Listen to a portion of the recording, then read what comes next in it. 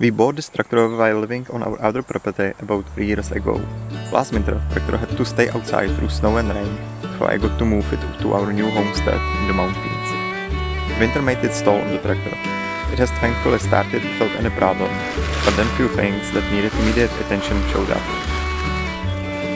First of all, fuel hose started leaking just before the fuel filter. It was easy to fix, but smell of gasoline was everywhere.